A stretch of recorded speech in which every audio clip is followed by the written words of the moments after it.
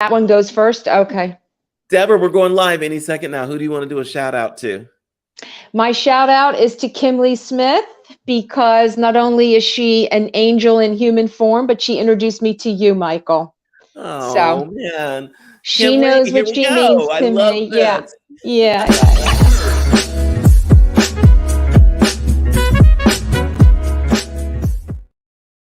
Hey guys, sorry about that talking over there, Deborah.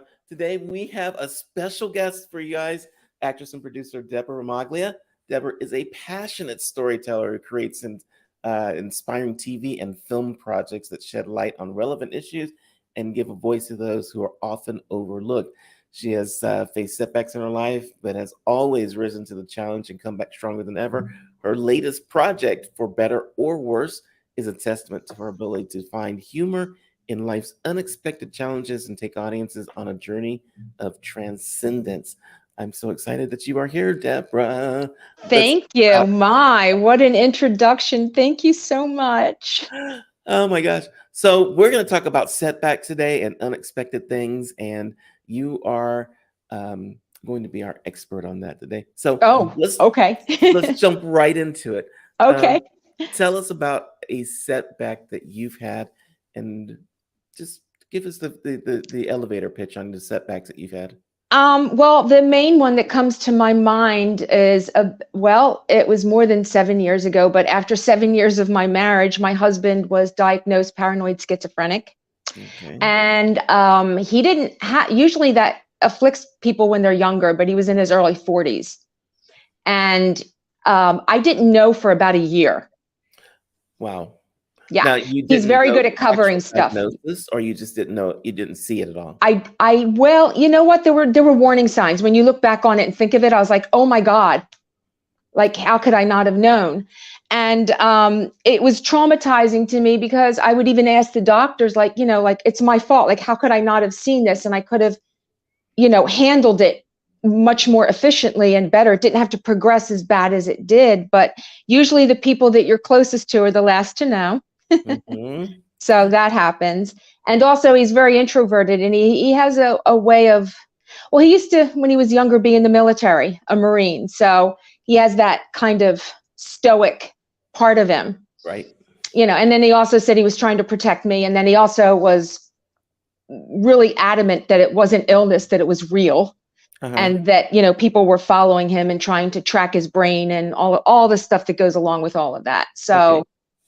Yeah. So let's define the big word. When you say someone is a paranoid schizophrenic, what does that mean? It means that, there's a lot that goes along with it, but I guess what most people think of right away is the hallucinations. Mm-hmm. His were auditory predominantly.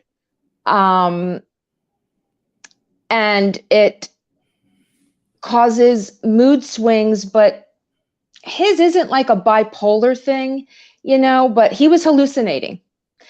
But he wasn't like talking outwardly, you know what I mean? It would just be weird things. And I would question him, like, you look like you're staring into the air, and they're whispering. And he's like, oh, no, I just have an earache at work, or blah, blah, blah. And, and he's kind of a little eccentric in life. So anything that he would say would sound like, okay, Like, do the episodes go on and like he's functioning during life? He's really good at functioning. He's not an alcoholic, but he's like, he would be, if he were one, he'd be like a functioning alcoholic. Wow. So in other words, this is how I found out. I was doing laundry one day. He was at work, and I was folding some clothes and some socks, and I went to throw them onto a shelf, and all these papers fell down. And I'm like, what is this? Oh my God, all these typewritten papers. And evidently he was on these science forums that he was talking to people about, like MRIs and things like that, and people brain scanning and being able to read your thoughts and all these like weird things. And and then one person in the comments said, Casey, I think you have schizophrenia. And I was like, oh my God, it was like a shock to my system. I had no idea, even though he was being a little crazy, but people call me the crazy one. And, so, so he was very stoic about it. He maintained his job. He had a motorcycle. He was driving his motorcycle.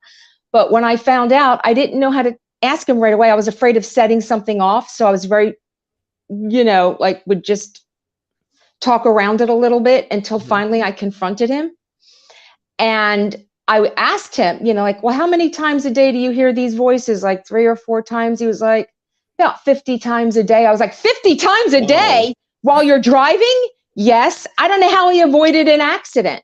I don't know how he dealt with it that long and kept it to himself for fear of losing a job, losing me, not, so it bunched up until it fell out. And once he knew it fell out, oh boy, was it all over the place. Oh, wow. Yeah. And I couldn't get him to go to a doctor. I tried the ER. He just was like, and there was no reason to keep him, even though they knew that was what it was. So they had to keep releasing him until it just escalated. It was like, once he knew the cat was out of the bag, he would just go on about like, it's not really me. You don't understand, and the CIA is following me and this, that, and the other. And then I found phone calls on his log on his phone that he tried to call the FBI to report the CIA. Okay. Yeah. That's like a whole nother episode. That's crazy. But, see, all through it, I thought, I didn't tell a lot of people. I didn't tell any friends, maybe my mom, and my sister's husband is a doctor, but he's a cardiothoracic surgeon. So he there's nothing he could really do about it. Same thing. But so I tried to deal with it on my own. And I everybody all my life would tell me how strong I am. Like I can, I'm a very strong person. I don't crack under pressure. Like I can survive. I can survive. I'm a warrior at heart. But like inside, I don't feel that way. And always I feel like if people could see like my knees, they're shaking, or my hands are, but you can't really see it. And this kind of showed me that I have a strength inside of myself I actually didn't even know I had. Because I didn't stop anything. I kept pursuing my jobs. I kept working, going to classes, taking care of him. At one point, I had to call a 5150, and he was in Thallian's, psychiatric ward for about 2 weeks. How did you finally get him to go to the doctor and like start? I didn't. He one day I came home and he had gotten himself fired. And he came home and he had a bottle of Jack Daniels and he was drinking it out of the bottle, and he never does anything like that. And he had quit smoking years ago. He wanted to leave and go get a pack of cigarettes, and I wouldn't let him out of the house because I was afraid he would take the motorcycle and get in an accident. He was drinking. So I stood by the door and I just wouldn't let him out. And he kept trying to like push me over to get out. He wanted to get out, and he was almost crying. And I was like, you can't do this. I promise you, I'll get you what you want, but we have to go get the medicine. Because prior to that, we went to this 24-hour crisis center, and he would not stay or admit it. And they're trying to get me. They're in on it. All those things. And so I just stood by the door and I called 911. And I reported a 5150. And he was just like, I can't believe you're doing this to me. And I was like, 5150, explain. 5150 is when you're calling the state, the state takes 72 hours they can have you for 72 hours. Okay. Sorry if I get all emotional. In other words, so the police showed up, and when they answered the door, he was very calm and collected, and I'm the one carrying on. So they're like, he's not doing anything. What did you call? I was like, no, you don't understand. Look, doctors know. Look, he was in the emergency room. He won't admit it. He's schizophrenic, and they're looking at him like he looks fine. So I had to say something that I knew would set him off, that would push a button in him, and they went, oh, and then they cuffed him and took him to Cedars-Sinai. Yeah. And they have you for 72 hours, but he ended up there for 2 weeks. So he got signed in. So, but they can't do that without his authority, but he has to do something to get them to do that. So I had to kind of provoke him and the police at getting mad at one another so they could see he's nuts. He's crazy, and so yeah, he was taken in then, and they tested him for everything, like drugs, alcohol. illnesses, everything, you name it, they did it. Couldn't find anything except the fact that he was still hallucinating. Wow. Now, this is all going on. That we've talked about him, but the thing I want to know is just how did you, I don't understand how you functioned knowing that this is going on.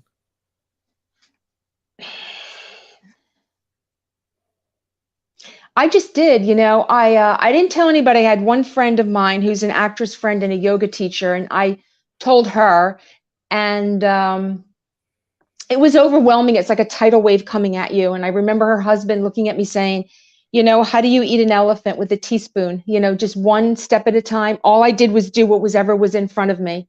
So if I had to be visiting them there, the doctor there, call my mom, I did whatever I had to do. I had auditions, I went on them. I did everything that I had to do, and I was there every day. And if I went on an audition, as soon as I was finished, I went right back to the ward and I did everything that I had to. I just carried on.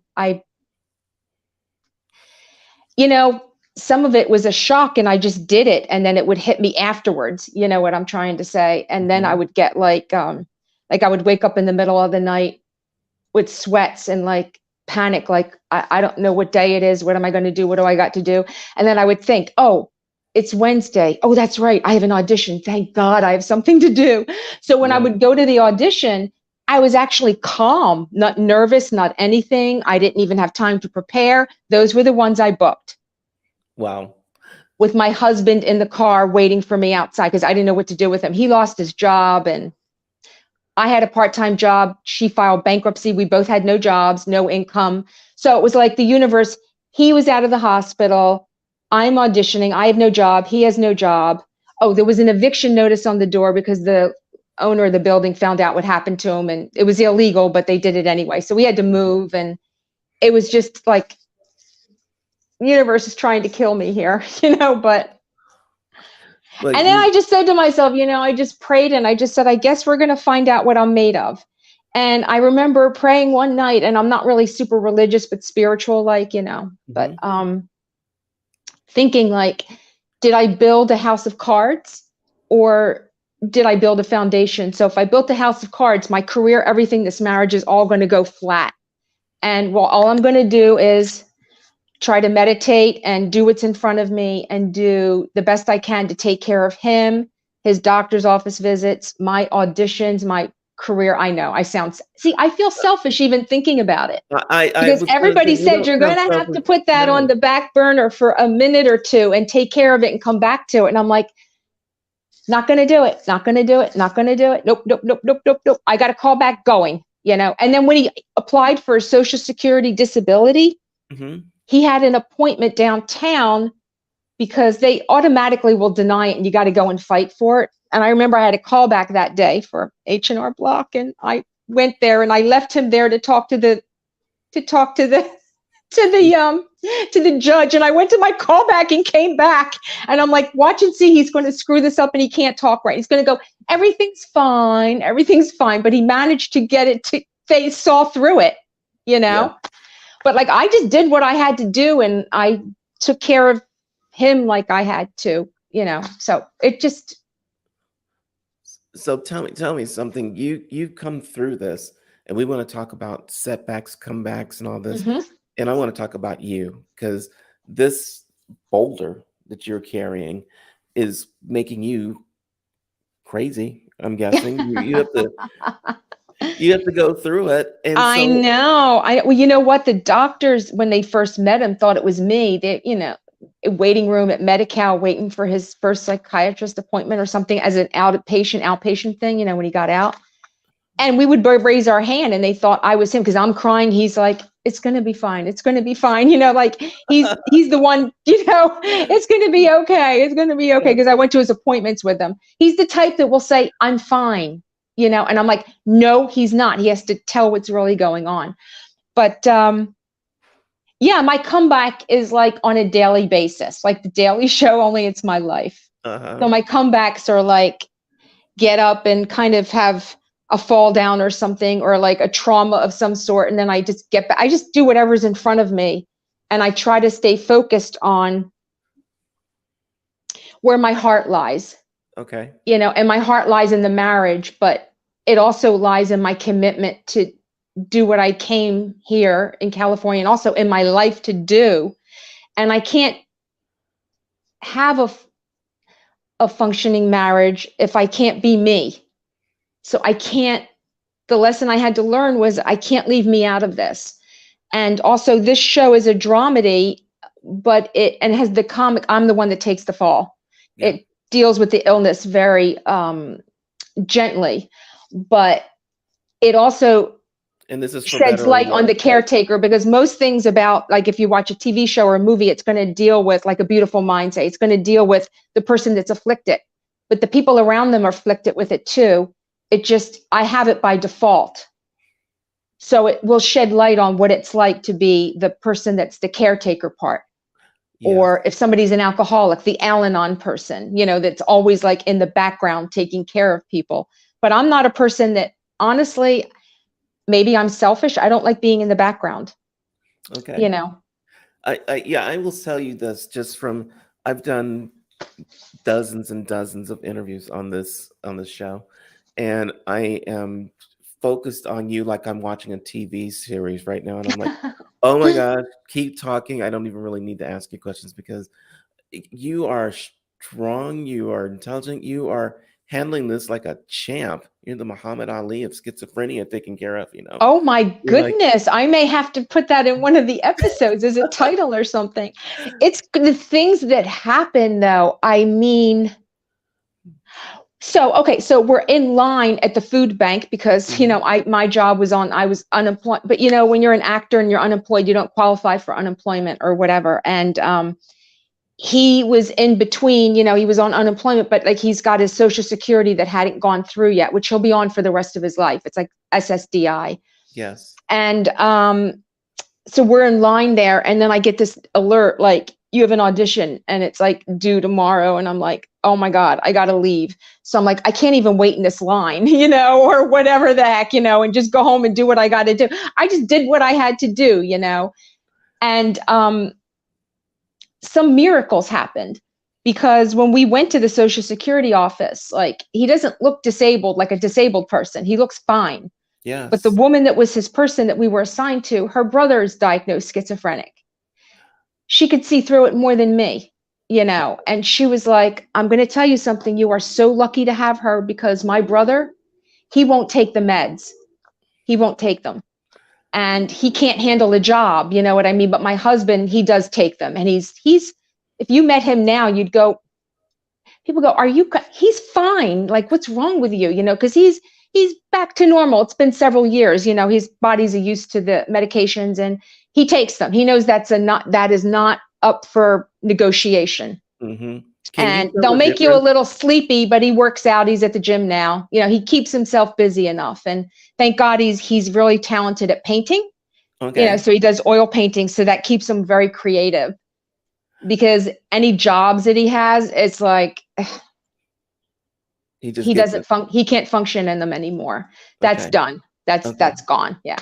So that's a tough one for a man. I'm not the only one who thinks that you are awesome. Michelle says, you may not like being in the background, but you always have the shine. Okay. Oh, Michelle. Oh my God. I love this girl so much. Can I do a second shout out? You may do as many She's my hero. I love Michelle. Oh. Fantastic actress and a human being like you've never met. Anyway. So yeah, he had the Social Security person that like made that thing go through, because she had a brother who went through it. And she said, if I ever find out you don't take your meds, she goes, my brother can't handle a job because when the phone rings, he'll go, don't answer it. They're in on it. Or those weird things they all say, you know. And he's good though. He's good now. Well, tell me more about your show that you created out of all of this life experience. I'm not even going to. Well, that's because of like a little bit of coaxing from Kim Lee. Because I feel like it's his personal medical stuff, and I asked him if it was okay. He's okay with it. But I was like, you know, she wanted me to do a one-woman show, and I'm like, I don't want to do it that way. It's a TV show. I want to do it with ensemble, you know, of which Michelle will be a part of. And so it's called For Better or Worse, and the tagline is, when love has you committed, I had him committed. Yes. Yes. I like that. So, and yeah, and the pitch is, lines of sanity are blurred when actress Anna Sambuco finds out that her husband of 7 years is diagnosed paranoid schizophrenic. Love isn't blind, it's insane. And it'll take you on this roller coaster ride of a marriage where all the cards are definitely stacked against you. And most people, I'd say 80%, it would break. There are times I have arguments with them. I'm like, I can't take it anymore. I'm leaving. And then I'm like, I don't really mean it. It's just my antics, because I fly off the wire. And so that's where I have the comeback or the setback. I fall down because sometimes my emotions ride me. Mm-hmm. And then the yoga part is where I harness the emotions, or like the actor part in me. It can't overwhelm me. I've got to be seated in it, own the story, and live out of that. And that's where I get my strength. And also because I never quit anything. I don't care. I could be on a ventilator, my last breath, and if Kimberly calls me, you booked a part, I'd be like, turn the machine back on again. I'm back. I'm not going anywhere. I'm not going anywhere. Not until the last breath. I ain't going anywhere. I wanted this since I was born. Yes. And it's like I said before, I give new definition to the words late bloomer. I'm like the oak tree that fell down, but the roots are still growing. It's like I shouldn't even be here anymore.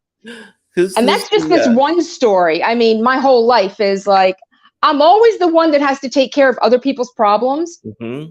So I don't ever focus on my own. Like my sister, God love her, but she has a little bit of like, a little bipolar. I hope she's not watching this, but she's had attempted suicides, and I've always had to be there for that. And then it's like, I got to pick up that piece. And that's while I'm still an actress, mm-hmm. Who's the hero in your show? Is it you, or is it the husband, or is I would say it's both. It's an ensemble. Everybody in it gets to be a hero, because even the characters of schizophrenia, they'll be played by people. So you'll see them and you'll hear the audience will. I won't, but they definitely have some humor to them. One is, and they have real names. They are his names. There's Tony, who's very dark, and there's Hallelujah, which is Hallelujah, and she's kind of a little bit more flamboyant and the kookier one, and who stands up for him a little bit. But Tony, God, he wrote in those notes I found all over the floor. He would write what Tony would say to him, and it was evil. It was horrific, horrific. Though he was never diagnosed a threat to himself or society. Like that's the whole thing. People think it's like if you're schizophrenic, like on Criminal Minds, you're going to commit murder or whatever. Schizophrenics are they're not harmful unless they're sociopaths. Most of them are just trauma.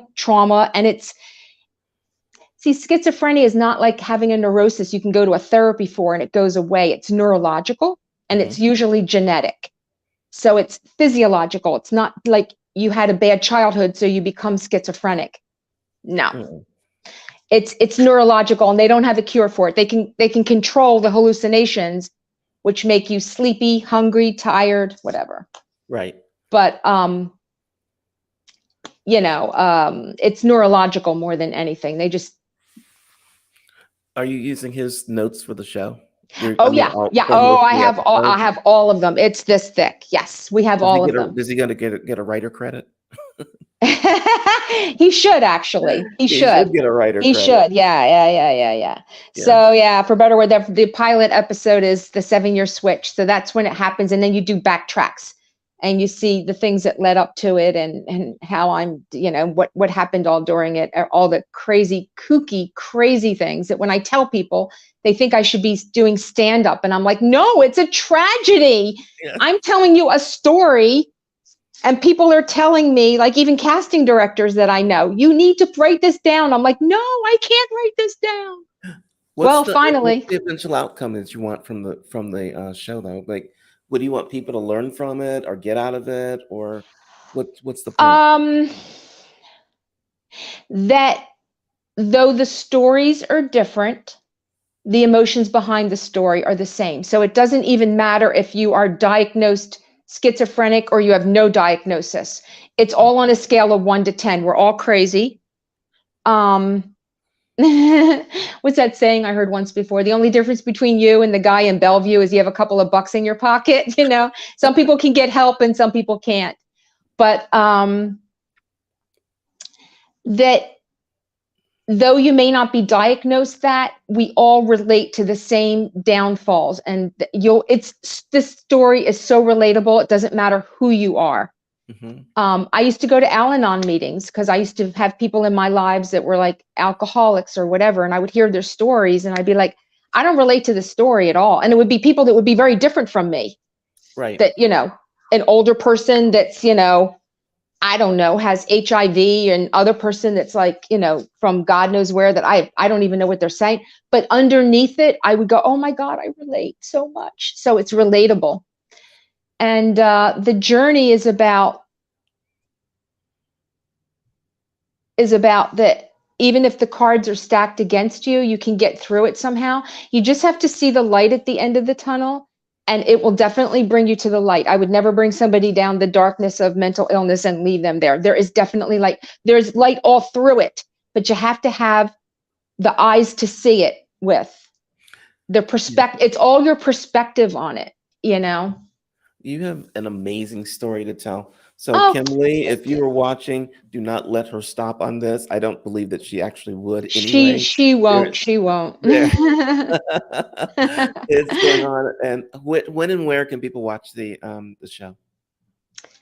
Well, we're pitching it right now. We had it to ABC and they loved it and almost took it, except they said it was too dark. Then we took it to one of Kim Lee's production companies. I don't know if I'm allowed to mention who, just real good ones though. And they thought about it, but it's just dark, but we have some pitch meetings coming up and table reads. So we shall see. I can't believe somebody would say it's too dark. I mean, it is because even the head of broadcasting who gives the green light said, can't do a comedy on schizophrenia. I'm like, no, the comedy is not schizophrenia. The comedy is on me. Right. You know what I'm trying to say? He's schizophrenic, but the comedy is the people around you that will drive you crazy. It's like, oh, here we are. You do realize that they did say though that it was a streamer. So I get that. It would be more like Netflix, HBO. It's dark. So it's not network like ABC, at like 8 p.m. with kids watching or whatever, although there's not any real bad language in it or anything, but it's for adult content, but a streamer. So anybody that has any contacts, hey, let me know. Look, we're working on it. We're getting close. Get them to watch what you said here, and they'll be so enraptured. They're like, oh my God, why has no one done this before? And I seriously mean that. It's like I was just enthralled listening to your entire story. So thank you.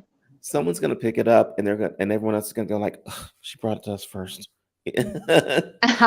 From your mouth to God's ears, Oh my gosh. I want people to definitely keep following you and know that you're around, so they can definitely find you on imdb.me/Deborah Ramaglia. They can find you on Facebook and Twitter at Deborah Ramaglia. And you've also got it out there on Instagram. What's the easiest way or the best way you want people to find you? Instagram, Facebook, Twitter? Probably Instagram. My account was hacked a few months ago. I had thousands of followers and it got hacked, and I just had to get rid of it and start all over. So I have 126 followers. So I like Instagram the best, but probably through Facebook or Twitter, and all three of them. Here, I'm going to put it up there and they will be able to find you, and it's easy enough to remember. And you can also find me through my management or my agent like that as well on IMDb. Yeah. Awesome. I love you. We're going to have you back on. Thank you. I want to be there and interview again. Oh, thank you so much. I appreciate you so much. It's the first time I've had a chance to talk about it besides the 2 pitch meetings that, that we've had where we did the table reads and we pitched, and it went so good, but that doesn't mean anything because we all know how many times things sit optioned. And, it's just a matter of getting the right people attached. So if anybody out there knows any A-listers that want to play Casey. Okay.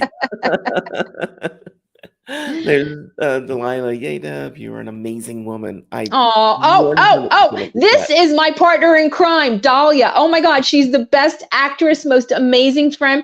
She helped me write the whole pitch thing in the beginning and set up like when I did this, I never wrote anything before. We had to Google how to write a pitch.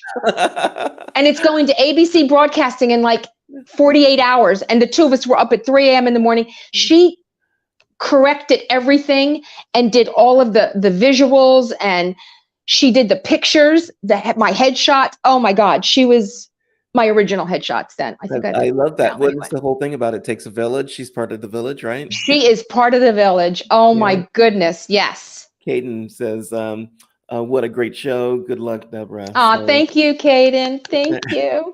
Thank you. You got support. You got people that love you, and I know this is going someplace.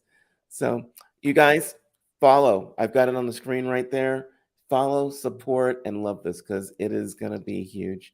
So thank you. You know what? Can we do something real quick? Yes. I was like so enraptured, I guess is the right word, maybe.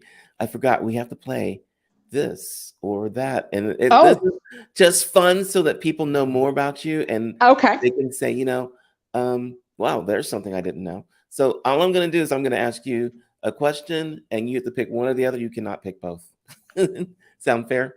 It's not fair. You have to do it anyway. Okay. I never sit in the middle anyway. I'm either one way or the other, so it's okay. Okay. Let me see. Easy question. Comedy or drama? I know you're gonna say comedy. Drama. Awesome. Overcoming a physical challenge or overcoming a mental challenge?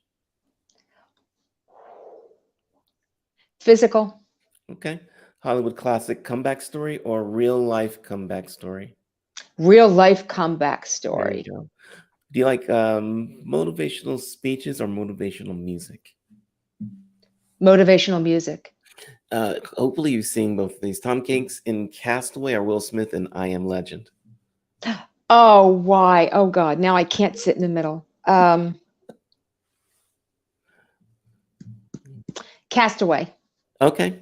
So now I'm not sure how you'll answer this, but facing a big challenge alone or with a supportive team?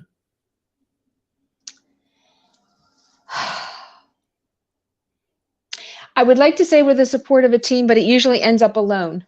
Yes, your story, I think, shows that, and you've done an amazing job with it. Yeah. I'll start out alone. I don't like to bother people because then I feel like I'm an intrusion. I got to get over that. Oh, okay. Well, we'll do what's the term I'm looking for? Getting over a mental block where you feel like if you tell somebody you need help, they're going to go run away from you. So yeah. Introverts unite. That's an oxymoron. Yeah, there you go. Yeah. I like being the source of inspiration for people. I don't like to be the one that needs the inspiration. So, but. Well, in that case, here's one for you. How about inspirational quotes or inspirational stories? Stories. Okay. You already answered this, but inspiring others or being inspired by others? Inspiring others. Yes. And let's try this. A smooth, steady climb to success or a roller coaster ride with ups and downs? The roller coaster ride, for better or worse. No, I'm an Aries with my moon in Sagittarius and my rising sign is Aquarius. So that's fire, and air. Yeah. That says it all. That could have done the whole half hour right there. Fire, air. There you go. Yeah, okay, excellent. And one more from Michelle because I love this. Bravo. Thank you for sharing your story. Oh, thank you, Michelle. Yeah, and I am so glad you shared your story. Thank you. Thank you. I'm so glad you had me. You're so amazing. Thank you. I don't know how to tell you. I appreciate you. Well, you can come back again. I want to keep following you. So I'm going to We'll have more information on all of this. So okay. The script is right here. You're awesome. Thank you so much. I'm leaving the Facebook, Twitter up so people can see it on the way out. And thank you, everybody. Bye. Thank you. Bye.